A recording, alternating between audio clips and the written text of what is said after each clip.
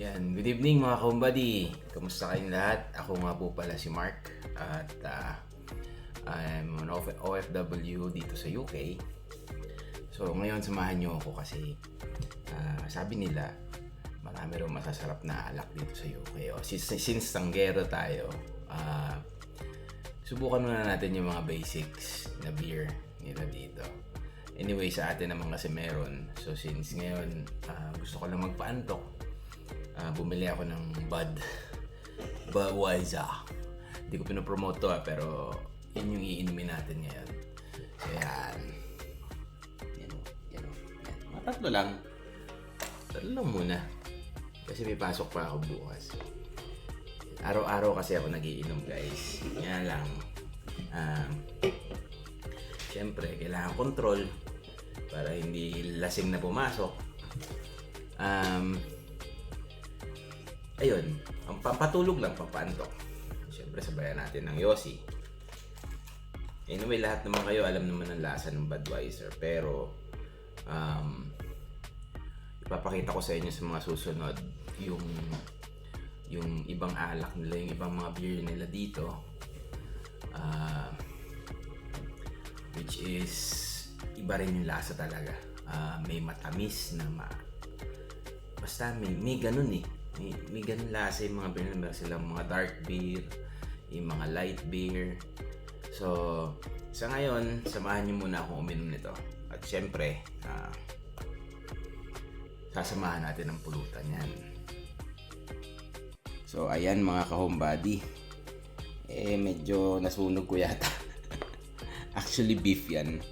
Nilagyan ko lang ng toyo, tapos oyster sauce, konting pepper, konting thyme, tapos yun na, nasunog. So sasamahan natin yan ng Budweiser. Yun, so yun guys, so palagay ko naman yung mga tangyero dyan,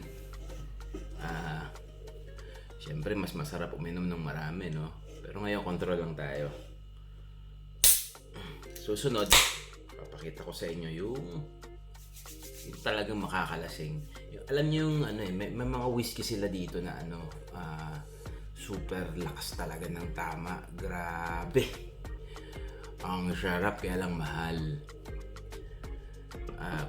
Mahal kasi kung i-convert mo sa Philippine peso. Syempre, 1,000. Dito,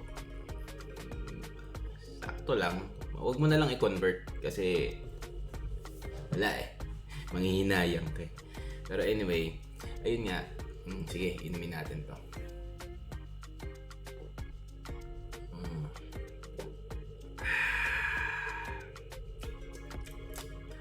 Ang sarap. Ay, napadighay pa. Ayan. Tapos, kasama ko dapat si Mrs. Kaya lang, since nag-aalaga siya ng baby, dun muna siya sa baby namin. Nagagalit sa akin yan kasi kung minsan malimit ako dito sa kusina, nakaupo, hindi ko siya kasama. Teka lang nalaglag. Yan. Hindi ko siya kasama kasi yun nga, iinom ako dito mag-isa. Pampatanggal lang ng pagod. Siyempre guys, diba ang trabaho sa abroad, nakakapagod talaga. Yung iba akala yun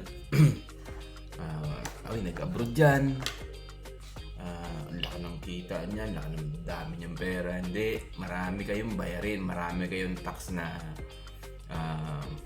babayaran, lalo na dito sa UK. By the way, dito nga pala ako sa Scotland at nagtatrabaho ako sa fish factory.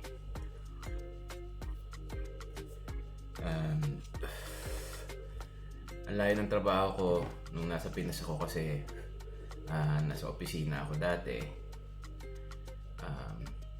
call center din before. Pero imagine, fish factory yung trabaho ko ngayon. Bubuhat ako na mabibigat, grabe. So, yung ang laki ng pinayat ko, ang taba ko dati, super laki, lobo ng tiyan ko. Kasi nga, tanggero. Ayun. So anyway,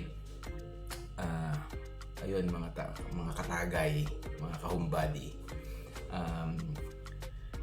Pagka pakiramdam nyo, yun nga, lalo na yung mga OFW dyan, mahilig din palipas ng oras, patanggal ng pagod.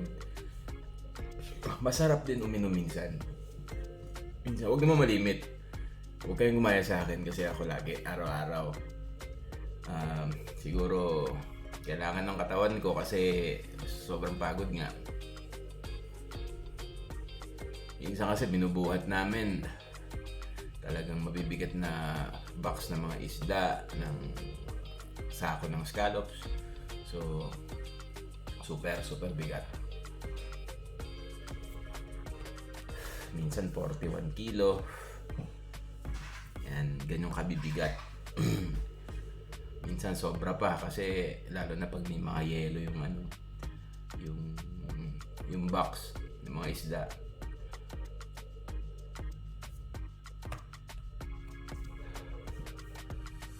Kaya yun. O nga pala, yung sigarilyo ko, heated tobacco siya. Nakalimutan pa no? So ngayon, parang yosi siya na kaya lang minsan pag hindi ka sanay, may lasang kahoy, pero at least umuusok. Hindi ko alam kung parehas ng nicotine. Hindi ko alam kung ang nicotine nito is parehas sa regular na sigarilyo, pero importante lang sa akin umuusok. Pausukin ko kaya sa sarili. Hindi, ang importante sa akin, yun nga, nakakapag-yosi. At habang nagsha-shot. So yan. Kain tayo. Sarap. Yan. So,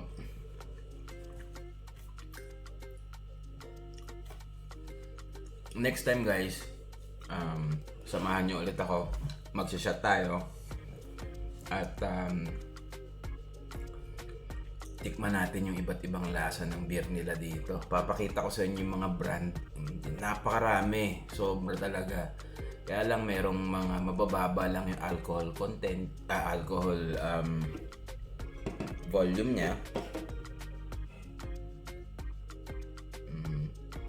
Katulad nito, itong Budweiser is 4.5 percent ng alcohol niya. So, sakto lang, pampatulog, mga 3. Kasi yung isa, ininom na ni Mrs. Yung 4 kasi to sa isang yung isang pack niya, 4. Tapos, well, normally, puro 4 yung mabibili mo. May tag-iisa, mga bote-bote. Pero, nakalagay isa din ito. Yan. Nakalagay din, 4. So, yun. Sarap. Kaya lang talagang hinahanap ko pa rin yung sa atin sa Pinas. Alam niyo yung lasa ng Red Horse. Yung Red Horse, guys. Red Horse. Yun. Alam ko yung tapos sasamahan mo ng Naku, dati naranasan ko yung iinom ako, hahaluan ko ng gin. Pagkatapos mag-inom ng Red Horse sabay gin, ayun, basag.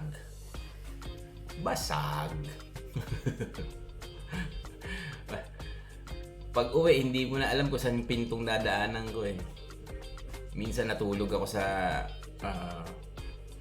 harap ng pintuan. Di ko alam, di pala namin pintuan. Yung pintuan pala ng kapitbahay. Pagising ng kapitbahay ko, nakita ako doon nakahiga. Kaya minsan di rin maganda malasing masyado. So, anyway, nasa sa inyo yan. Control nyo yung sarili nyo. Basta, moderate lang yung pag-iinom. Okay? Sige. So, next time, kita ulit tayo. Tikman naman natin yung ibang klase ng alak nila dito. Yung mga hindi nyo pa nakikitang brand. Iba-iba halos eh. Scottish brand. Tapos, yung mga Polish brand. Halo-halo, iba-iba yung alak nila dito. So, masasarap naman sila. Actually, natikman ko na lahat. Pero papakita ko sa inyo sa susunod. Yung mga itsura, yung mga tatak ng mga logo, yung mga brand, ano nila. Yung mga tatak ng beer nila, ng alak nila. So, makikita nyo kung ano na itsura. Kaya, see you next time. Salamat!